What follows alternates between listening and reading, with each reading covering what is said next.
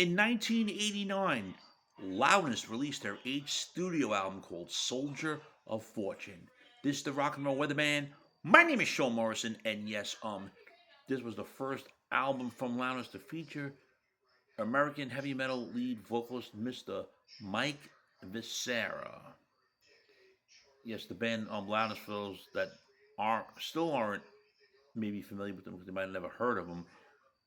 They're a band based out of Japan, and like I said, it was their first album with Mr. Viscera, and it's a very excellent album, very underrated. Didn't really do much, unfortunately, in the United States, unfortunately. But I'm gonna get to that in a second.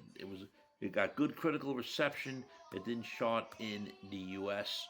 and they had a video for the song "You Shook Me," where the band can be affected by playing at the foot of the famous Hollywood peak, which falls apart specifically before the same sound force.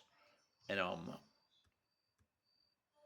there was 10 songs on this album, of course, back in the day with the side one, this side two, with the CDs and cassettes and LPs. The whole album is fucking excellent. Title track, Soldier of Fortune, You Shook Me, Danger of Love. Those are like my three favorite off the album. And then the first three songs that we have 25 Days, The Red Light Shooter, Running for Cover, not Running for Governor. Oh God. Lost Without Your Love, Face in the Fire, um, Love After Midnight, and Demon Disease. There's nothing wrong with any song off this record. Also enjoy the song Lost Without Your Love, as well as Demon Disease. Those are my top five off of the Loudness album. Soldier of Fortune, and like if I say it, it was their eighth album. It was their first to feature Mr. Michael Viscera, or Mike Viscera on this album. I don't know if he ever honestly went by Michael, and was released um, in the United States on a label called Atco Records. And then WEA was also more a music group, I think that was in Japan, was on the WEA, for those that are asking. There was only one video, technically one single, which was You Shook Me, and believe it or not, the album did not chart in America. It did chart in Japan. I was actually surprised that it didn't chart in America. A few of the Loudness albums did, though. Friends, if you're not subscribed to the Sean Morrison YouTube channel, please do so. Everyone else that has to subscribe, we thank you very much for the continued love, honor, and support. It's greatly appreciated. So, friends, what do you think about the Loudness album, Soldier of Fortune? Do you still listen to it today?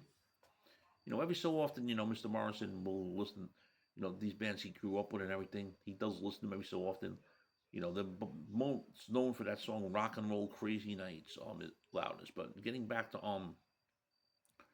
this album, Soldier of Fortune, it actually I thought should have been a much bigger album. I was actually surprised that it didn't chart. I thought maybe it charted at a lower number, but I used to listen to this like crazy. And then in 1991, um, they were supposed to play at a club in Brooklyn, which was a short term. It was a club called the Cabaret. It was short termed.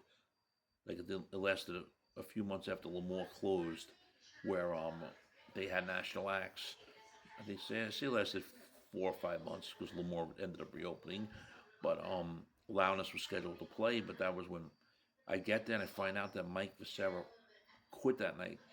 That was the night he quit, and then there was no show. Obviously, they played in New York City the night before. I was looking forward to seeing this show, and unfortunately, it never happened. So, friends, what are your thoughts on the Loudness album, Soldier of Fortune? Your comments here. Shame, shame, shame.